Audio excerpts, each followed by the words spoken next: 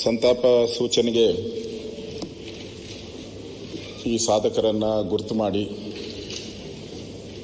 ಅವರಿಗೆ ವಿಧಾನಸಭೆ ಅನ್ನೋ ಒಂದು ಸರ್ವೋಚ್ಚ ಪ್ರಜಾಪ್ರಭುತ್ವದ ಒಂದು ವೇದಿಕೆಯಲ್ಲಿ ಗೌರವ ಸಲ್ಲಿಸುವಂಥ ಒಂದು ಪರಂಪರೆಯನ್ನು ಯಾರು ತಂದರೋ ಪುಣ್ಯಾತ್ಮ ಗೊತ್ತಿಲ್ಲ. ಮೊದಲನೇದಾಗಿ ಅವರಿಗೆ ನಾನು ಅಭಿನಂದನೆ ಸಲ್ಲಿಸ್ಬೇಕು ನಾವು. ಯಾಕಂದರೆ ನಮ್ಮ ಸಮಾಜದಲ್ಲಿ ಭಾಳಷ್ಟು ಜನ ಈಗ ಮನಮೋಹನ್ ಸಿಂಗ್ ಅವರು ಇದ್ದಾರೆ, ಇನ್ನೊಬ್ಬ ಮನಮೋಹನ್ ಸಿಂಗ್ ಅವ್ರನ್ನ ನಾವು ನೋಡೋಕ್ಕೆ ಸಾಧ್ಯನೇ ಇಲ್ಲ. ಅದೇ ಥರ ಎಲೆಮರೆಯ ಕಾಯಿಯಾಗಿ ಒಂಥರ ಕಾಡು ಮಲ್ಲಿಗೆ ಅಂತ ಹೇಳ್ಬೋದು, ಆ ಥರ ಕೆಲಸ ಮಾಡಿದಂಥ ಸುಕ್ರಿ ಬೊಮ್ಮೇಗೌಡರು, ಆ ಥರದವ್ರನ್ನ ನಾವು ಗುರುತು ಮಾಡಿದ್ದೀವಿ ಇವತ್ತು. ಅಂದರೆ ಸಾಧಕರನ್ನು ಗುರುತು ಮಾಡಿ ನಾವು ಅವರಿಗೆ ಸಂತಾಪ ಸೂಚನೆ ಮಾಡುವಂಥದ್ದು ಈ ಒಂದು ಪ್ರಜಾಪ್ರಭುತ್ವದ ವೇದಿಕೆಗೆ ಗೌರವ ಅಂತ ನಾನು ತಿಳ್ಕೊಂಡಿದ್ದೆ. ಇಲ್ಲಾಂದರೆ ಅವ್ರು ಮಾಡಿರೋ ಸಾಧನೆಯನ್ನು ನಾವು ಯಾರನ್ನೂ ಕೂಡ ಎಲ್ಲೂ ಹೇಳೋಕ್ಕೆ ಸಾಧ್ಯ ಇಲ್ಲ. ಈ ವೇದಿಕೆ ಮೇಲೆ ಹೇಳಿದಾಗ ಅವ್ರ ಕುಟುಂಬಕ್ಕೆ ಮತ್ತು ಸಾರ್ವಜನಿಕರಿಗೆ ಒಂದು ಒಳ್ಳೆಯ ಸಂದೇಶ ಹೋಗುತ್ತೆ. ಈ ಸಾಧಕರು ಹೇಳಕ್ಕೆ ಮುಂಚೆ ಒಂದು ಮಾತು, ನಾವು ಯಾರು ಸಾಧಕರನ್ನು ಗುರುತು ಮಾಡ್ತೀವಿ, ಸಾಧಕರು ಒಂದು ಸರಿ ಅಕ್ಕಿ ಕೇಳ್ತಂತೆ ಅನ್ನನ. ನೆನ್ನೆವರೆಗೂ ನನ್ನ ಹತ್ರ ಅಕ್ಕಿ ಆಗಿದ್ದೆ ನೀನು, ಅನ್ನ ಹೆಂಗಾಗೋಗ್ಬಿಟ್ಟೆ ನೀನು ಅಂತ. ಅದಕ್ಕೆ ಅಕ್ಕಿ ಹೇಳ್ತಂತೆ, ನಾನು ನೀರಿನ ಸವಾಸ ಮಾಡಿದೆ, ಬೆಂಕಿಯ ಸಂಪರ್ಕಕ್ಕೆ ಬಂದೆ, ಮೃದುವಾಗೋದೆ, ಧನ್ಯ ಆಗೋದೆ ಅಂತ ಹೇಳಿ. ಸಾಧಕರು ಅಂದರೆ ಅವ್ರನ್ನೇ. ನಾವು ಯಾರ ಜೊತೆ ಸಂಪರ್ಕ ಮಾಡ್ತೀರಿ, ಯಾರು ಸವಾಸ ಮಾಡ್ತೀರಿ, ಆ ಸವಾಸದಿಂದ ನಾವು ಮೃದುವಾಗಬೇಕು, ಮೃದುವಾಗಿ ನಾವು ಸಾಧಕರಾಗಬೇಕು. ನಾವು ಬೆಂಕಿ ಸಂಪರ್ಕ ಬಂದು ನಮ್ಮಲ್ಲಿರೋ ಕಲ್ಮಶಗಳನ್ನು ಕಳ್ಕೊಬೇಕು, ನೀರಿನ ಸಂಪರ್ಕ ಬಂದು ನಮ್ಮ ಹೃದಯವನ್ನು ನಾವು ಹಗುರ ಮೃದು ಮಾಡ್ಕೊಬೇಕು, ಆಗ ನಾವು ಸಾಧಕರ ಆಗ್ತೀರಿ. ಅಂಥ ಸಾಧಕರಿಗೆ ಇವತ್ತು ತಾವು ಅವಕಾಶ ಮಾಡಿಕೊಟ್ಟಿದ್ದೀರ. ಮನಮೋಹನ್ ಸಿಂಗ್ ಅವರು, ನಾನು ಕೂಡ ಒಂದು ಬಾರಿ ನಮ್ಮ ಮುಖ್ಯಮಂತ್ರಿಗಳ ಜೊತೆ ದೆಹಲಿಯಲ್ಲಿ ಭೇಟಿ ಮಾಡಕ್ಕೆ ಹೋಗಿದ್ದೆ. ನಾನು ಮಾತಾಡ್ತಾ ಅವರೆಲ್ಲ ಸಾವಧಾನವಾಗಿ ಕೇಳಿದ್ರು. ಅದಾದಮೇಲೆ ನಾನು ಬೆಂಗಳೂರನಾಗಿರೋದ್ರಿಂದ ನಾನು ಕೇಳಿದೆ, ಬೆಂಗಳೂರಿಗೆ ನೀವು ಅನುದಾನ ಕೊಡಬೇಕು, ಬೆಂಗಳೂರು ಒಂದು ಕ್ಯಾಪಿಟಲ್ ಸಿಟಿ ಆಫ್ ಕರ್ನಾಟಕ ಅಂದೆ. ಅವರು ಒಂದೇ ನಿಮಿಷ ಅಲ್ಲೇ ನಿಲ್ಲಿಸಿ ನನಗೆ ಹೇಳಿದ್ರು, 1 ಮಿನಿಟ್, ಬೆಂಗಳೂರು ಕರ್ನಾಟಕದ ಕ್ಯಾಪಿಟಲ್ ಅಲ್ಲ, ದೇಶದ ಕ್ಯಾಪಿಟಲ್ ಅಂತ ಹೇಳಿದ್ರು. ಇನ್ನೂ ನನ್ನ ಕಿವಿಯಲ್ಲಿ ಹಾಗೆ ಗುಂಗು ಕೇಳಿಸ್ತಾ ಇದೆ ನನಗೆ. ದೇಶದ ಕ್ಯಾಪಿಟಲ್ ಅಂತ ಹೇಳಿದ್ರು. ಬೆಂಗಳೂರಿಗೆ ನಾವು ಎಲ್ಲ ರೀತಿಯ ಆದ್ಯತೆಯನ್ನು ಕೊಡ್ತೀನಿ ಅಂತೇಳಿ ಅವತ್ತು ಮನಮೋಹನ್ ಸಿಂಗ್ ಅವರು ಹೇಳಿದರು. ಸುಖದ ಕಾಲದಲ್ಲಿ ಬಹಳಷ್ಟು ಜನ ಏನು ಬೇಕಾದರೂ ಫೈನಾನ್ಸ್ ಮಿನಿಸ್ಟರ್ ಆಗ್ಬೋದು, ಆದರೆ ಮನಮೋಹನ್ ಸಿಂಗ್ ಅವರು ಆಗಿದ್ದು ಕಷ್ಟದ ಕಾಲದಲ್ಲಿ. ಇಡೀ ದೇಶ ಕಷ್ಟದಲ್ಲಿತ್ತು. ಇವತ್ತು ನಾವು ಪಾಕಿಸ್ತಾನ ನೋಡ್ತಾ ಇದ್ದೀವಿ. ಪಾಕಿಸ್ತಾನ ಯಾವ ಸ್ಥಿತಿಗೆ ಹೋಗ್ತಾ ಇದೆ, ಟೀನು ಕುಡಿಯೋಕ್ಕೆ ಕಾಸಿಲ್ಲದ ಸ್ಥಿತಿಗೆ ಹೋಗ್ತಾ ಇದೆ. ಆದರೆ ನಮ್ಮ ದೇಶ ಅಂಥ ಕಷ್ಟ ಕಾಲದಲ್ಲಿ ಮನಮೋಹನ್ ಸಿಂಗ್ ಈ ದೇಶದ ಆರ್ಥಿಕ ಪರಿಸ್ಥಿತಿಯನ್ನು, ಆರ್ಥಿಕ ತಜ್ಞರಾಗಿ ಅವರು ಈ ದೇಶಕ್ಕೆ ಕೊಟ್ಟಂಥ ಸಲಹೆಗಳು, ಫೈನಾನ್ಸ್ ಡಿಪಾರ್ಟ್ಮೆಂಟನ್ನು ಒಂದು ವಿಶ್ವದಲ್ಲೇ ಒಂದು ಉತ್ತುಂಗ ಸ್ಥಾನಕ್ಕೆ ತೆಗೆದುಕೊಂಡೋದ್ರು. ಅವರು ಪ್ರಾರಂಭದಲ್ಲಿ ಏನು ರಾಜಕಾರಣಿಯಾಗಿ ಏನು ಬಂದಿಲ್ಲ. ಅವರು ಪ್ರಾರಂಭದಲ್ಲಿ ಅವರು ಅಧ್ಯಾಪಕರಾಗಿ, ಫೈನಾನ್ಸ್ ಅಡ್ವೈಸರ್ ಆಗಿ, ಪ್ರಧಾನಮಂತ್ರಿಗಳಿಗೆ ಅಡ್ವೈಸರ್ ಆಗಿ, ಅದಾದಮೇಲೆ ಅವರು ಫೈನಾನ್ಸ್ ಮಿನಿಸ್ಟರ್ ಆಗಿ ಒಂದು ಜಗತ್ತಿಗೆ ಪರಿಚಯ ಆದರು, ದೇಶಕ್ಕೆ ಒಂದು ಮಾರ್ಗದರ್ಶನ ಮಾಡಿದ್ರು. ಅದಾದಮೇಲೆ ಅವರು 2 ಬಾರಿ ಪ್ರಧಾನಮಂತ್ರಿಗಳಾಗಿ ಈ ದೇಶಕ್ಕೆ ಸಮರ್ಥವಾದಂಥ ನಾಯಕತ್ವವನ್ನು ಕೊಟ್ಟಿದ್ದಾರೆ. ಯಾವುದೇ ಕಳಂಕ ಇಲ್ಲದ ವ್ಯಕ್ತಿಯವರು, ಕಳಂಕ ಇಲ್ಲದೆ ಇರತಕ್ಕಂಥ ವ್ಯಕ್ತಿಯವರು. ಅವರು ಕೇಂಬ್ರಿಡ್ಜ್ ವಿಶ್ವವಿದ್ಯಾಲಯ ಇವೆಲ್ಲವನ್ನ ಓದಿ ಬಂದಂಥವ್ರು. ಅವರು ಅಂದರೆ ಆರ್ಥಿಕ ಸುಧಾರಣೆಯ ಹರಿಕಾರರವರು. ಅಂಥವರು ಇವತ್ತು ನಿಧನ ಹೊಂದಿದ್ದಾರೆ. ಅವರಿಗೆ ಯಾವುದೇ ಪಕ್ಷ ಇರ್ಬೋದು, ಆದರೆ ಅವ್ರು ಮಾಡಿದಂಥ ಸಾಧನೆ ಜನರ ಮನಸ್ಸಲ್ಲಿ ಇವತ್ತು ಮನಮೋಹನ್ ಸಿಂಗ್ ಅಂದರೆ ಆರ್ಥಿಕ ತಜ್ಞರು, ಈ ಬ್ರ್ಯಾಂಡ್ ಅವರಿಗೆ ಕೊಟ್ಬಿಟ್ಟಿದೆ.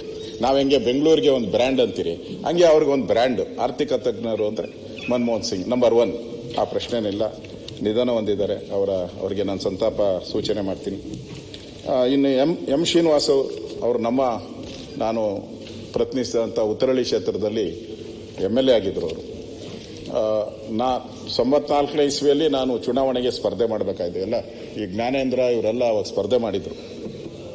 ನಾನು ನಿಧಾನದಾಗ ಬಂದೆ. ಒಂದು 3 ವರ್ಷ ಆದಮೇಲೆ ನಾನು ಬಂದೆ ಇಲ್ಲಿಗೆ. ಸ್ಪರ್ಧೆ ಮಾಡಬೇಕಾಯಿತು. ನನಗೆ ಅನಂತಕುಮಾರ್ ಯಡಿಯೂರಪ್ಪನವರು ಸ್ಪರ್ಧೆ ಮಾಡು ಅಂತ ಹೇಳಿದರು ಒಂದು 2 ವರ್ಷದ ಮುಂಚೆ. ಆದರೆ ಆ ಟೈಮಲ್ಲಿ ಇವರು ಜನತಾ ಪಾರ್ಟಿಯಲ್ಲಿದ್ದರು. ಜನತಾ ಪಾರ್ಟಿಯಿಂದ ಬಿಜೆಪಿಗೆ ಸೇರಿ ನಮ್ಮ ಪಾರ್ಟಿಯಿಂದ ನಿಂತು ಶಾಸಕರಾದರು. ಅದಾದಮೇಲೆ ಪಾರ್ಲಿಮೆಂಟ್ಗೆ ಅವರು ಸ್ಪರ್ಧೆ ಮಾಡಿ ಆ ಕಾಲದಲ್ಲೇ ಅಲ್ಲಿ ಕನಕಪುರ ಕ್ಷೇತ್ರದಲ್ಲಿ ಒಂದು ಪಾರ್ಲಿಮೆಂಟ್ ಸದಸ್ಯರಾಗಿದ್ದೆ. ಅದಾದಮೇಲೆ ನಾನು ಅಲ್ಲಿ MLA ಸ್ಪರ್ಧೆ ಮಾಡಿದೆ. ಅವರು ಮುಖ್ಯಮಂತ್ರಿಗಳು ಹೇಳಿದ ರೀತಿ ಒಂಥರ ಕಠಿಣ ಹಠ ಈ ಸ್ವಭಾವ ಇದ್ರು. ಆದರೆ ಯಾರಿಗೂ ಕೂಡ ಎಂದೂ ಕೂಡ ಯಾರಿಗೂ ಮೋಸ ಮಾಡುವಂಥ ಪ್ರವೃತ್ತಿ ಅಲ್ಲ. ಹಲವಾರು ನಾಯಕರುಗಳನ್ನು ಬೆಳೆಸಿದ್ದಾರೆ ಸನ್ಮಾನ್ಯ ಅಧ್ಯಕ್ಷರೇ. ಅದರಲ್ಲಿ ಒಟ್ಟು 4 ಬಾರಿ ವಿಧಾನ ಸದಸ್ಯರಾಗಿ ಶ್ರೀಯುತರು 1983ರಿಂದ 89ರವರೆಗೆ ಅಂತ ಇದೆ. ಆಮೇಲೆ 1998ರಲ್ಲಿ ನಡೆದ ಚುನಾವಣೆಯಲ್ಲಿ ಅವರು ಕನಕಪುರ ಕ್ಷೇತ್ರದನ್ನು ಪ್ರತಿನಿಧಿಸ್ತಾ ಇದ್ದಾರೆ. ಅದೇ ರೀತಿ ಅವರು ನಿಧನ ಆದಾಗ ಕೂಡ ನಾನು ಹೋಗಿ ಅವರ ಸಾಂತ್ವನ ಹೇಳಿ ಬಂದೆ. ಅವ್ರ ಕುಟುಂಬಕ್ಕೆ ದೇವರು ಈ ದುಃಖವನ್ನು ಭರಿಸುವಂಥ ಶಕ್ತಿಯನ್ನು ನೀಡಲಿ ಅಂತೇಳಿ ನಾನು ಅವರ ಕುಟುಂಬಕ್ಕೆ ನಾನು ವಿಷಾದವನ್ನು ವ್ಯಕ್ತ ಮಾಡ್ತಾ ಇದ್ದೀನಿ. ಅದೇ ರೀತಿ ಸುಕ್ರಿ ಬೊಮ್ಮೇಗೌಡರು ಕೂಡ ಅವರು ಕೂಡ ಒಂದು ಎಲೆಮರೆಯ ಕಾಯಿಯಾಗಿ ಇದ್ದಂಥವರು. ಸಮಾಜ ಅವರನ್ನು ಗುರುತು ಮಾಡಿದೆ. ನಾಟಿ ವೈದ್ಯ ಪದ್ಧತಿ, ಹಾಡುಗಳು, ಇದರೆಲ್ಲರ ಮುಖಾಂತರ ಸಾರಾಯಿ ನಿಷೇಧ, ರೈತರ ಹೋರಾಟ, ಈ ಎಲ್ಲದರ ಮುಖಾಂತರ ಜಾನಪದ ತಂಡಗಳನ್ನು ಕಟ್ಟಿ ಹಳ್ಳಿಗಾಡುಗಳಲ್ಲಿ ಜಾನಪದ ಕಲೆಯನ್ನು ಪ್ರಚಾರ ಮಾಡುವಂಥದ್ದು. ಅವರಿಗೆ ಪದ್ಮಶ್ರೀ, ಕರ್ನಾಟಕ ಜಾನಪದ ಪ್ರಶಸ್ತಿ, ನಾಡೋಜ, ರಾಜ್ಯೋತ್ಸವ ಪ್ರಶಸ್ತಿ, ಸುಮಾರು 80ಕ್ಕೂ ಹೆಚ್ಚು ಪ್ರಶಸ್ತಿಗಳನ್ನು ಪಡೆದಿದ್ದಾರೆ. 2011ರಲ್ಲಿ ಮುಖ್ಯಮಂತ್ರಿಗಳ ಬಂಗಾರ ಪದಕವನ್ನು ಸಹ ಪಡೆದಿದ್ದಾರೆ. ಕಾಡಿನಾಕಿ, ಜಾನಪದ ಕೋಗಿಲೆ ಎಂದು ಪ್ರಸಿದ್ಧರಾಗಿದ್ದಾರೆ. ಅವರು ಇವತ್ತು ನಮ್ಮ ಮಧ್ಯೆ ಇಲ್ಲ. ಅವರಿಗೆ ನಾನು ನನ್ನ ಪರವಾಗಿ ಶ್ರದ್ಧಾಂಜಲಿ ಮಾಡ್ತಾ ಇದ್ದೀನಿ. ಅದೇ ರೀತಿ ಜಯವಾಣಿ ಮಂಚೇಗೌಡರು ಕೂಡ ಅವರ ಪತಿಯವರ ಅಕಾಲಿಕ ಮರಣದಿಂದ ತೆರವಾದಂಥ ವಿಧಾನಸಭೆ ಇದರಲ್ಲಿ ಸ್ಪರ್ಧೆ ಮಾಡಿ ಅವರು ಕೂಡ ಸಮಾಜದ ಮುಖಿಯಾಗಿ ಕೆಲಸ ಮಾಡಿದ್ದಾರೆ. ಶ್ಯಾಮ್ ಬೆಂಗಾಲ್ ಅವರು ಸಿನಿಮಾ ರಂಗದಲ್ಲಿ ಅವರ ಹೆಸರು ಬಹಳ, ಆಗ ಅವರು ಈ ಆರ್ಟ್ ಫಿಲಮ್ಸ್ ತೆಗೆಯೋದರಲ್ಲಿ ಬಹಳ ಮುಂಚೂಣಿಯಲ್ಲಿದ್ದಂಥವ್ರು. ಸಿನಿಮಾದಲ್ಲಿ ಒಂದು ನೈಜತೆ ಇರುವಂಥ ಸಿನಿಮಾಗಳನ್ನು ತೆಗಿತಾ ಇದ್ದರು. ಅಂದರೆ ಸತ್ಯಕ್ಕೆ ಹತ್ತಿರವಾದಂಥ ಸಿನಿಮಾಗಳನ್ನು ತೆಗಿತಾ ಇದ್ದಂಥವ್ರು. ಅವ್ರಿಗೆ ದಾದಾ ಸಾಹೇಬ್ ಫಾಲ್ಕೆ ಪ್ರಶಸ್ತಿ, ಪದ್ಮಶ್ರೀ, ಪದ್ಮವಿಭೂಷಣ, ಈ ಥರ ಹಲವಾರು ಪ್ರಶಸ್ತಿಗಳು ಬಂದಿದೆ. ಅವರು ಭಾರತೀಯ ಸಿನಿಮಾದಲ್ಲಿ ಹೊಸ ಕಲಾತ್ಮಕ ಚಿತ್ರಗಳಿಗೆ ಹರಿಕಾರರಾಗಿದ್ದಾರೆ. ಅವ್ರಿಗೂ ನಾನು ಅವರ ನಿಧನಕ್ಕೆ ನನ್ನ ಸಂತಾಪ ಕೊಡ್ತಾ ಇದ್ದೀನಿ. ಅದೇ ರೀತಿ ನಾಡೋಜ ಡಿಸೋಜಾ ಅವರು ಹಿರಿಯ ಸಾಹಿತಿಗಳು, ಅವರು ಸಾಗರದವರು. ಅವರು ಕೂಡ ಈ ಲಿಂಗನಮುಖಿ ಅಣೆಕಟ್ಟು ನಿರ್ಮಾಣದ ಮುಳುಗಡೆ ಹೋರಾಟದಲ್ಲಿ ಪಾಲ್ಗೊಂಡಿದ್ದರು.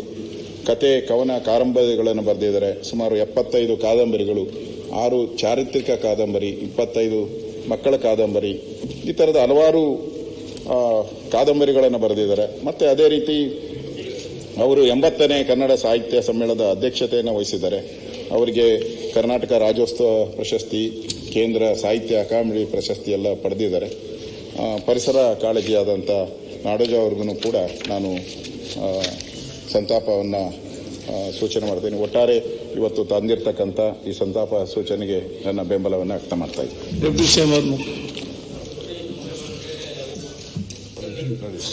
ಅಧ್ಯಕ್ಷೆ,